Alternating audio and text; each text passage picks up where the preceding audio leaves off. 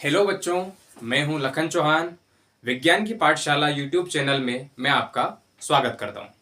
आज हम बायोलॉजी के बहुत ही बेहतरीन कॉन्सेप्ट ब्लड के बारे में पढ़ने वाले हैं। जैसे कि हम सभी जानते हैं कि ब्लड हमारी बॉडी के अंदर बहुत ही इम्पोर्टेंट रोल प्ले करता है। आइए हम इसकी कुछ बेसिक इन्फॉर्मेशन से इसको शुरू करते हैं। Study of blood. अगर हम ब्लड के बारे में स्टडी कर रहे हैं तो हमें यह जानना जरूरी है कि स्टडी ऑफ ब्लड को क्या कहा जाता है। स्टडी ऑफ ब्लड को हम सेरोलॉजी और हेमेटोलॉजी कहते हैं। ब्लड एक नेचुरल कोलाइड है या हमारी बॉडी में एक कनेक्टिव टिश्यू की तरह कार्य करता है। जैसे कि हम सभी जानते हैं कि हमारी बॉडी के अंदर ब्लड का सर्कुलेशन कंटिन्यूसली चल रहा है, तो यह हमारी बॉडी के अंदर एक संयोजी ऊतक यानी कि कनेक्टिव टिश्यू की तरह कार्य करता है। ब्लड का पीएच 7.4 होता है, जो कि एक बेस है यानी कि क्षार है। अगर हम बात करें एक एडल्ट मेल और एक एडल्ट फीमेल में, ब्लड की क्वांटिटी डिफरेंट पाई जाती है।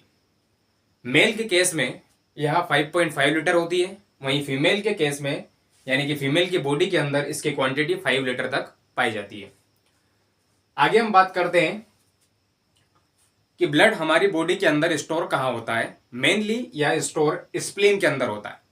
स्प्लीन को ही हम तिल्ली या प्लीहा के नाम से भी जानते हैं। अगर हम स्प्लीन की बात करें तो इसका जो लेंथ होता है स्प्लीन का, वो 6 to 13 सेंटीमीटर यानी कि 6 से 13 सेंटीमीटर के लगभग होता है। वेट की बात करें तो वेट इसका 75 से 120 ग्राम होता है।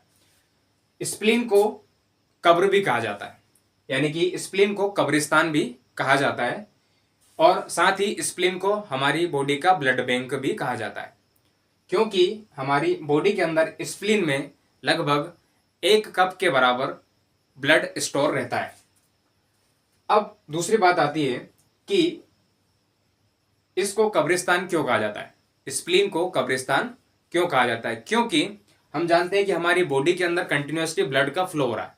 हमारी बॉडी के अंदर जो ब्लड है, लिक्विड फ्लूइड है, उस लिक्विड फ्लूइड के अंदर आरबीसी, डब्ल्यूबीसी, प्लेटलेट सभी पाई जाती है। जैसे कि मैंने आपको अभी पिछले कुछ समय पहले बताया है कि हमारी जो बॉडी है, उस बॉडी के ब्लड के अंदर कुछ लिक्विड के पार्टिकल्स भी हमारी बॉडी के अंदर फ्लो कर रहे हैं, जिसमें से एक अपना आरबीसी है। आरबीसी का लाइफ का जो साइकिल है, लाइफ का पीरियड है, वो 120 डेज का होता है। 120 डेज के बाद आरबीसी की डेथ हो जाती है। अब डेथ होने के बाद आरबीसी कंटिन्यूसली ब्लड के अंदर फ्लो करता रहता है, मतलब कि वह डेड हो चुका है, अब उसकी लाश उसके अंदर फ्लो कर रही है। तो जैसे ही वो लाश उसकी स्प्लीन के पास से होते हुए गुजरती है तो स्प्लीन इसको पकड़ लेता है, इसलिए स्प्लीन को कब्रिस्तान कहा जाता है। इतनी बात आप समझ गए होंगे। ऐसा क्वेश्चंस कई बार पूछा गया है कि स्प्लीन को किसका कब्रिस्तान कहा जाता है, तो आरबीसी का। नेक्स्ट है हमारा कोलेस्ट्रॉल। कोलेस्ट्रॉल का मतलब हमारी बॉडी के अंदर जो ब्लड वेसल्स होती है, इन ब्लड वेसल्स में एक फैटी एसिड जैसा या वाइटिस मैटर जमना शुरू हो जाता है। या किससे होता है? तो जो भी हम ऑयली फूड्स खाते हैं, ऑयल खाते हैं, स्पाइसेस वाली चीज़ें खाते हैं, इनसे हमारी बॉडी के अंदर कोलेस्ट्रॉल की मात्रा बढ़ना शुरू हो जाती है, जो कहीं ना कहीं हमारी एक नॉर्मल बॉडी के लिए, हेल्थी बॉडी के लिए बहुत ही हार्मफुल होती है। हमारी बॉडी के अंदर नॉर्मली कोलेस्ट्रॉल की मात्रा 200 ग्राम प्रति डीएल, डीएल का मतलब डेसी लीटर, यानी कि 200 ग्राम प्रति डीएल से ज़्यादा नहीं होनी चाहिए। अब 200 ग्राम प्रति डीएल से ज़्यादा नहीं होनी चाहिए, उसको हमको बढ़ने नहीं देना है। अगर ये इससे ज़्यादा बढ़ता है तो हमारी बॉडी के लिए हार्मफुल हो सकता है। इसके लिए जो भी हम ऑयल यूज़ कर रहे हैं, वो कुछ ऑयल ऐसे मार्केट में अवेलेबल है, जैसे कि हम बात करें सनफ्लावर। सनफ्लावर मतलब कुसुम का तेल, यानी कि सनफ्लावर ऑयल मार्केट में आता है, जिसमें लगभग 78% के लगभग लिनोलिक एमिनो एसिड पाया जाता है। यह लिनोलिक एमिनो एसिड हमारे ब्लड में मौजूद कोलेस्ट्रॉल की मात्रा को कम करता है। साथ ही एक और हमारा जो ऑयल आता है वो सनफ्लावर का ऑयल है, उसमें लगभग 68% के अराउंड आपका लिनोलिक एमिनो एसिड पाया जाता है, जो भी हमारी कोलेस्ट्रॉल की मात्रा को कम करता है। तो ये दो ऐसे ऑयल है जिनका यूज़ हम कोलेस्ट्रॉल की मात्रा को कम करने के लिए यूज़ कर सकते हैं। यह बहुत ही अच्छा माना जाता है डायबिटीज़ और जो आपके हार्ट पेशेंट होते हैं उनके लिए बहुत ही अच्छा माना जाता है। अगला हम बात करते हैं हीमोग्लोबिन के बारे में। तो हीमोग्लोबिन को हम एचबी कहते हैं, यह हमारे ब्लड के अंदर पाया जाता है। जो ब्लड का रेड कलर है वो हीमोग्लोबिन के कारण ही होता है।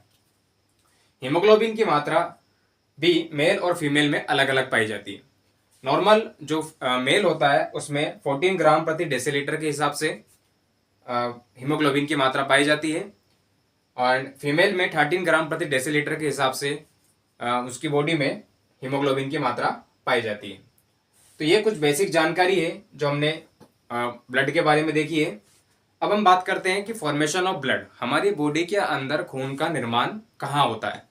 तो अगर हम बात करें एक गर्भवती महिला के अंदर जो शिशु पल रहा होता है, यानी कि जो एम्ब्रियो वहाँ पे डेवलप होता रहता है, उस एम्ब्रियो में जो ब्लड का फॉर्मेशन होता है वो उसके लीवर में होता है, यानी कि यकृत में। लीवर में भी अगर पूछा जाए कि ये एक शिशु है, उस शिशु के ब्लड का निर्माण कहाँ पर होता है, तो लीवर के मेसोडर्म में। लीवर के मेसोडर्म में ऐसा क्वेश्चंस कई बार पूछा जा सकता है कि एक गर्भधारण महिला के अंदर जो बच्चा है उस बच्चे का ब्लड का निर्माण कहाँ पर होता है, बोन मेरो में, लीवर में। तो एक ऑप्शन अपने को वहां पे लीवर भी देखने को मिलेगा। अगर लीवर के अंदर भी पूछा जाए तो उसमें आपका मेसोडर्म आपको देखने को वहां राइट ऑप्शन मिलेगा। वहीं अगर हम एक एडल्ट की बात करें तो एडल्ट के अंदर बोन मेरो में खून का निर्माण यानी कि ब्लड का फॉर्मेशन होता है। बोन मेरो के अंदर एक मेश यानी कि जाली जैसा स्ट्रक्चर अपने को दिखाई देता है, उसी को हम बोन मेरो कहते हैं। आई होप इतनी जानकारी आपको समझ में आई होगी। अब हम बात करते हैं ब्लड सर्कुलेशन की डिस्कवरी के बारे में। तो discovery of blood circulation William Harvey ने दिया था 1628 में। नेक्स्ट हम बात करते हैं फंक्शंस ऑफ ब्लड। हमारी बॉडी के अंदर ब्लड के क्या फंक्शंस होते हैं, क्या कार्य खून हमारी बॉडी के अंदर करता है। सबसे पहले या हमारी बॉडी के अंदर टेम्परेचर को कंट्रोल करता है, यानी कि हमारी बॉडी का जो नॉर्मल टेम्परेचर है वो 37 डिग्री सेल्सियस होता है, तो उसको कंट्रोल करने में सबसे इंपॉर्टेंट रोल जो प्ले करता है वो हमारा ब्लड ही है। Second, transportation of essential nutrients, यानी कि हमारी बॉडी के अंदर जो न्यूट्रिशन है वो न्यूट्रिशन को ट्रांसपोर्टेशन के लिए भी बहुत आवश्यक कौन करता है, वो आपका ब्लड ही करता है। नेक्स्ट है आपका transportation of oxygen and CO2 gases, यानी कि हमने रेस्पिरेशन टॉपिक में देखा है कि एल्वेलाइज के साथ में हमारी कुछ ब्लड वेसल्स कनेक्ट होती हैं, उन ब्लड वेसल्स से ऑक्सीजन प्लस CO2 हमारी हर एक सेल तक पहुंचता है। अब ऑक्सीजन और CO2 यानी कार्बन डाइऑक्साइड को ले जाने का काम हमारी ब्लड वेसल्स में हमने देखा आपका हीमोग्लोबिन ही कार्य करता है। ठीक है। नेक्स्ट है ट्रांसपोर्टेशन ऑफ एक्सक्रीटरी मैटर, यानी कि हमारी बॉडी के अंदर जो भी एक्सक्रीटरी मैटर होते हैं जो हमारी बॉडी के लिए यूजफुल नहीं है, यानी कि जिनमें एमिनो एसिड्स, यूरिक एसिड, ये सारी चीज़ें पाई जाती है जो हमारी बॉडी के लिए यूजफुल नहीं होती है, तो इनको भी बाहर निकालने का काम, यानी कि by the process of dialysis, जैसे ही हमारा ब्लड किडनी के पास पहुंचता है, यहाँ पर जितने भी हमारी ब्लड के अंदर जो वेस्ट मटेरियल होता है वो सारा वेस्ट मटेरियल हमारी किडनी के द्वारा बाय डायलिसिस प्रोसेस के द्वारा उसको एब्जॉर्ब कर लिया जाता है, वहां से उसको निकाल लिया जाता है। निकालने के बाद उसको यूरेथ्रा में, सॉरी यूरिक एसिड या यूरिन के थ्रू उसको हम इजाकुलेट कर देते हैं, यानी कि बाहर निकाल देते हैं। तो ये हमारी बॉडी के अंदर बहुत ही इंपॉर्टेंट रोल प्ले करता है। अगर आपको ये जानकारी समझ में आई हो तो आप इसका स्क्रीनशॉट ले सकते हैं। जैसे कि हमने अभी ब्लड के बेसिक के बारे में देखा, अब हम देखते हैं कि हमारी बॉडी का जो ब्लड है उसका कंपोजिशन क्या होता है, यानी कि टोटल ब्लड के कंपोजिशन का 60% यानी कि 60% प्लाज्मा होता है और 40% कार्पसल होते हैं। यह हमारी बॉडी के 100% में से 60% हमारी बॉडी का जो ब्लड है उसमें एक लिक्विड फ्लूइड प्लाज्मा होता है। यह येलो कलर का होता है, इसका कलर येलो होता है, और हमारे प्लाज्मा के अंदर कुछ प्रोटीन्स पाई जाती हैं। इनमें से एल्ब्यूमिन और ग्लोबुलिन, एक प्रोटीन हमारी है फिब्रिनोजेन, एक है प्रोथ्रोम्बिन। अगर हमारे इस प्लाज्मा में से मेनली फिब्रिनोजेन और प्रोथ्रोम्बिन। अगर इन दोनों प्रोटीन को हमारे इस प्लाज्मा से अलग कर लिया जाए, यानी कि जो पैथोलॉजी वाले होते हैं, ये पैथोलॉजी वाले जब हमारे ब्लड की रिपोर्ट लेके जाते हैं, यानी कि ब्लड का सैंपल लेके जाते हैं, उस सैंपल में से हमारे ब्लड के अंदर से फिब्रिनोजेन और प्रोथ्रोम्बिन, यह दो प्रोटीन को उस प्लाज्मा में से सेपरेट कर दिया जाता है, यानी कि अलग निकाल दिया जाता है। तब इसका कलर और लाइट येलो कलर का हो जाता है। इस लाइट येलो कलर को जो होता है उसी को हम सीरम कहते हैं। और यह सीरम मेनली बीमारियों की जांच करने के लिए यूज किया जाता है, यानी कि हमारे ब्लड के प्लाज्मा में से अगर फिब्रिनोजेन और प्रोथ्रोम्बिन प्रोटीन को अलग कर दिया जाए तो जो लिक्विड बचेगा वो लाइट येलो कलर का रहेगा, उसे हम सीरम कहते हैं। और इसी सीरम से हमारी जो डिसीज होती है उस डिसीज की जांच की जाती है, यानी कि मेनली प्लाज्मा के अंदर से अगर फिब्रिनोजेन और प्रोथ्रोम्बिन प्रोटीन को अलग कर दिया जाए तो जो येलो कलर का जो हमारा फ्लूइड बचेगा उसे हम सीरम कहते हैं, और इसी सीरम से बीमारियों का पता लगाया जाता है। अब हम बात करते हैं कॉर्पसल के बारे में, यानी कि पूरे कंपोजिशन ऑफ ब्लड के 40% कार्पसल पाए जाते हैं। और कार्पसल के अंदर आरबीसी यानी कि रेड ब्लड सेल्स, जिनको हम इरिथ्रोसाइट्स भी कहते हैं, डब्ल्यूबीसी यानी कि व्हाइट ब्लड सेल्स, जिनको हम ल्यूकोसाइट कहते हैं, और प्लेटलेट्स, प्लेटलेट्स को हम थ्रोम्बोसाइट कहते हैं। अब एक बार एक क्वेश्चन एग्जाम में पूछा गया था कि टोटल ब्लड का कार्पसल के अंदर, यानी कि टोटल ब्लड के कार्पसल में सबसे ज्यादा संख्या किसकी होती है। समझना, यहाँ पे टोटल ब्लड के कार्पसल के अंदर सबसे ज्यादा संख्या किसकी होती है। तो बहुत सारे बच्चों ने प्लाज्मा लगा दिया। अब प्लाज्मा उसने पूछा ही नहीं है, उसने पूछा है कि ब्लड के कार्पसल के अंदर सबसे ज्यादा संख्या किसकी होती है, यानी कि आरबीसी, डब्ल्यूबीसी और प्लेटलेट्स की, इनमें से सबसे ज्यादा संख्या किसकी होती है। तो देखिए यहाँ पे रेड ब्लड सेल्स है। रेड ब्लड सेल्स हमारी बॉडी के अंदर 50 लाख होना चाहिए, यानी कि 5 मिलियन होना चाहिए।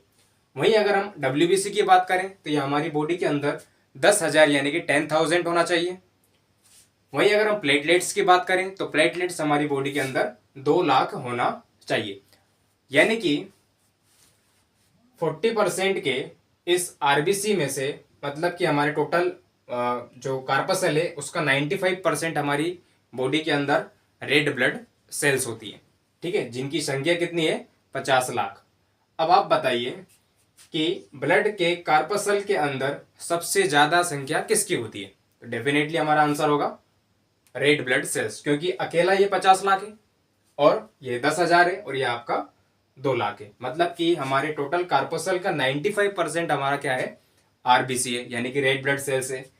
अगर हम इसके लाइफ पीरियड यानी कि जीवन अवधि की बात करें तो हमारी बॉडी के अंदर जो रेड ब्लड सेल्स है, ये रेड ब्लड सेल्स सिर्फ 120 डेज का जीवन जीती है, यानी कि इसका जो लाइफ का पीरियड है 120 डेज का होता है। वहीं अगर हम डब्ल्यूबीसी की बात करें तो डब्ल्यूबीसी हमारी 4 डेज का जीवन काल जीती है। वहीं प्लेटलेट्स 7 डेज। 120 डेज के बाद यह डेड हो जाती है। अब डेड होने के बाद, जैसे कि मैंने आपको बताया था कि डब्ल्यूबीसी जैसे ही डेड हो जाएगी तो ये बढ़िया से हमारे जो ब्लड है, यानी कि ब्लड के अंदर जो प्लाज्मा है, इस प्लाज्मा के अंदर कंटिन्यूअसली फ्लोट करती रहती है, यानी कि इसकी लाश उसमें तैरती रहती है। तभी जाके आरबीसी, जो डेड आरबीसी है, इसको स्प्लीन वहां पे पकड़ लेता है। इतनी बात समझ में आ गई होगी आपको। वहीं डब्ल्यूबीसी, डब्ल्यूबीसी यानी कि व्हाइट ब्लड सेल्स होती है, और व्हाइट ब्लड सेल्स को मरने के बाद हमारा लाइसोसोम इसको भक्षण कर लेता है, यानी कि एब्जॉर्प्शन इसका कर लेता है। अगर जानकारी समझ में आई हो तो इसका आप स्क्रीनशॉट ले सकते हैं।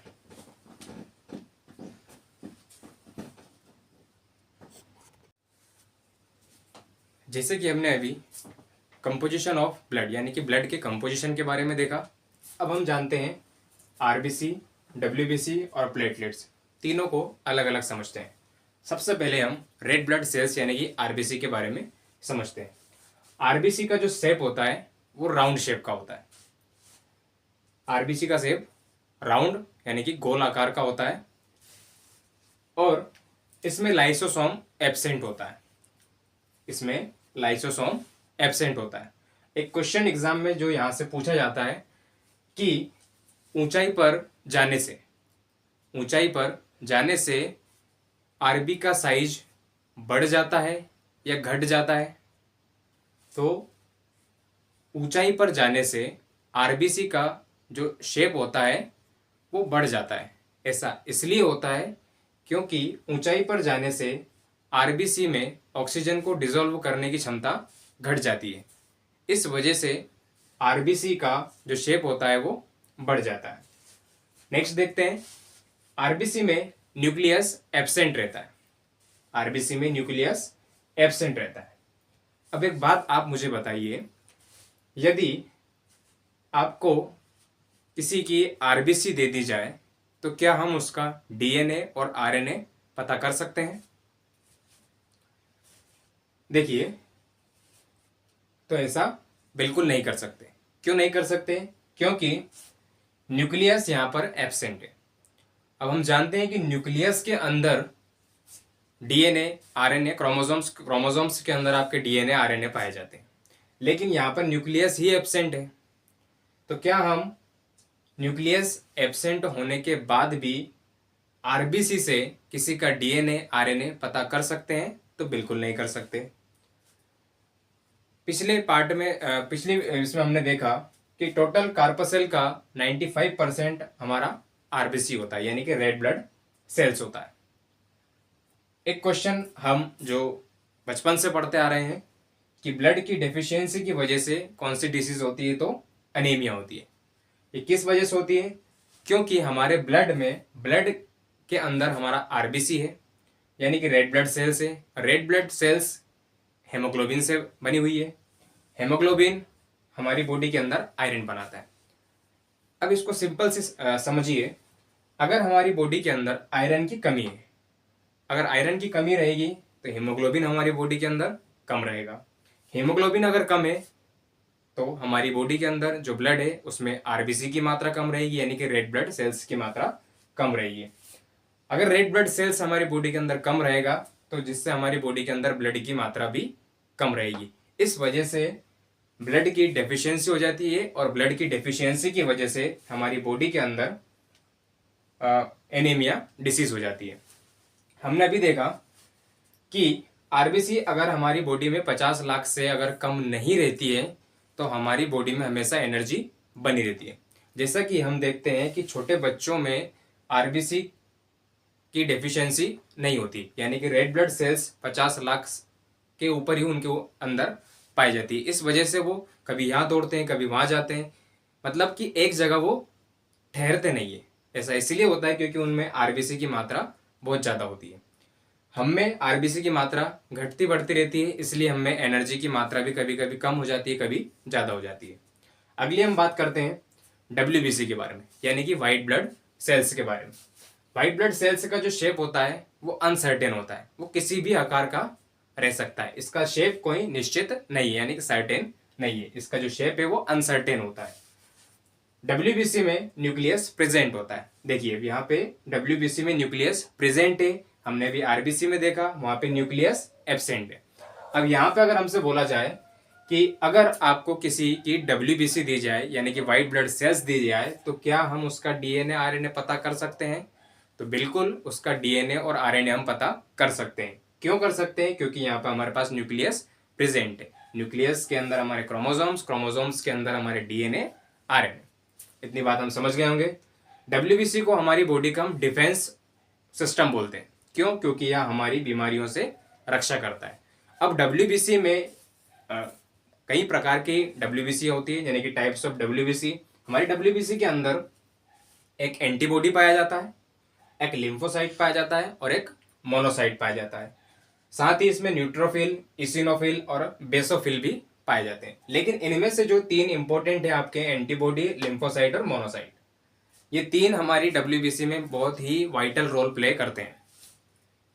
एंटीबॉडी जैसे ही हमारी बॉडी के अंदर कोई सा वायरस एंटर करता है, फटाक से इसको एंटीबॉडी देख लेता है, ऐसा साला वो घुस रहा है। एंटीबॉडी उसको देख लेगा। अब एंटीबॉडी सोचता है कि मैं इसको मारूं, लेकिन वो मार नहीं सकता क्योंकि डरता है, साला उल्टा हमको मार दिया तो वो एंटीबॉडी किसके पास जाता है? लिम्फोसाइट के पास। क्यों जाता है? क्योंकि लिम्फोसाइट को टी सेल बोलते हैं और ये लिम्फोसाइट ही उसको मारने का काम करता है। तो एंटीबॉडी लिम्फोसाइट के पास जाता है, अरे ओ भैया लिम्फोसाइट, कोनो वायरस घुस गया है, उसको मारना है। तो लिम्फोसाइट खड़ा होता है, अच्छा किधर, ऐसे करके जाता है बढ़िया सा तनतनाट होकर, किधर है बता। एंटीबॉडी बताता है उरा। अब लिम्फोसाइट उसको मार देता है।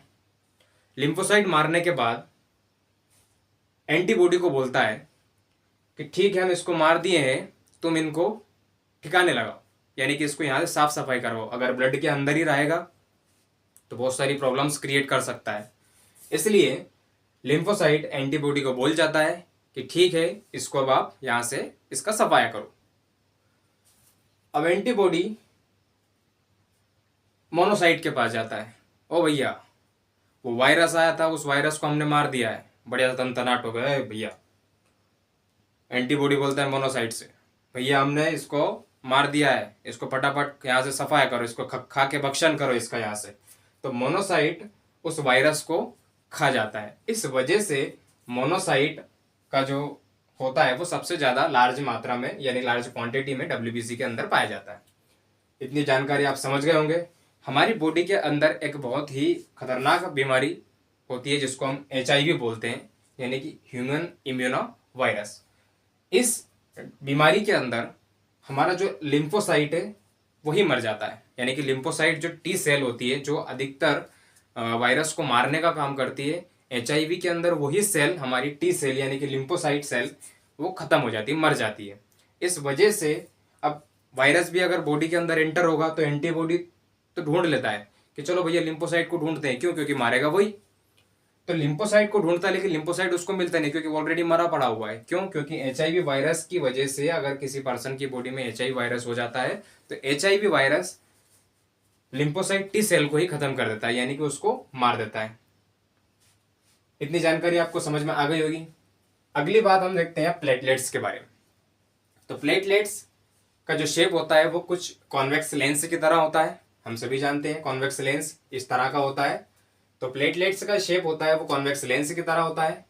इसमें भी न्यूक्लियस एब्सेंट पाया जाता है। यहाँ पे भी न्यूक्लियस क्या है? एब्सेंट है। अब वहां से देखिएगा आरबीसी हमारी बॉडी के अंदर क्या है? आरबीसी के अंदर न्यूक्लियस एब्सेंट है, डब्ल्यूबीसी के अंदर हमारा न्यूक्लियस प्रेजेंट है, लेकिन प्लेटलेट्स के अंदर वापस से हमारा न्यूक्लियस एब्सेंट है। अगर हमारी बॉडी के अंदर डेंगू हो जाता है, अगर हमें डेंगू हो जाता है तो हमारी बॉडी के अंदर प्लेटलेट्स बहुत तेजी से घट जाते हैं, यानी कि डेंगू होने पर हमारी बॉडी के अंदर प्लेटलेट्स बहुत तेजी से घट जाते हैं। अब घटे हुए प्लेटलेट्स को वापस से बढ़ाने के लिए, वैसे हम जानते हैं कि हमारी बॉडी के अंदर प्लेटलेट्स की संख्या कितनी पाई जाती है, हमने अभी पिछली कुछ देर पहले ही हमने इसके बारे में डिस्कस किया है कि हमारी बॉडी के अंदर प्लेटलेट्स की जो संख्या है वो 2 लाख होना चाहिए। अगर वो 2 लाख से कम होती है इट मीन्स हम में एनर्जी बहुत ही कम रहेगी, हम किसी भी काम को ठीक से कर नहीं पाएंगे। क्यों? क्योंकि प्लेटलेट्स हमारे अंदर घट गए हैं। और प्लेटलेट्स अगर घट जाते हैं, किस वजह से घट रहे हैं? अगर हमारी बॉडी के अंदर डेंगू डिसीज हो गई तो उस डिसीज में प्लेटलेट्स बहुत तेजी से घट जाते हैं, जिसकी वजह से व्यक्ति ठीक से काम नहीं कर पाता है, किसी भी चीज में उसका मन नहीं लगेगा।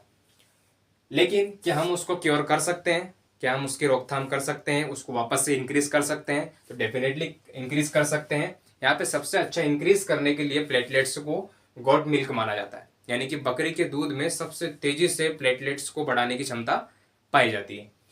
सेकेंड, हम कीवी फ्रूट का नाम हम जानते हैं, कीवी फ्रूट भी बहुत तेजी से प्लेटलेट्स को इंक्रीज कर देता है। साथ ही जितने भी प्रकार के हमारे फ्रूट्स होते हैं वो फ्रूट्स ज़्यादा से ज़्यादा हमको खाने चाहिए ताकि हमारे घटे हुए प्लेटलेट्स वापस से इंक्रीज हो जाए।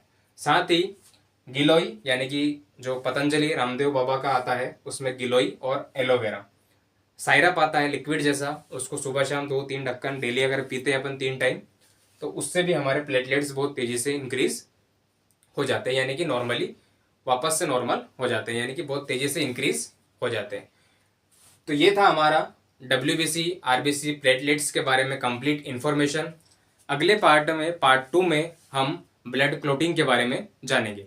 ब्लड क्लोटिंग क्या होती है, ब्लड क्लोटिंग में कौन कौन सी चीज़ें बहुत ही इंपॉर्टेंट वाइटल रोल प्ले करती है, इसके बारे में हम पार्ट 2 में जानेंगे।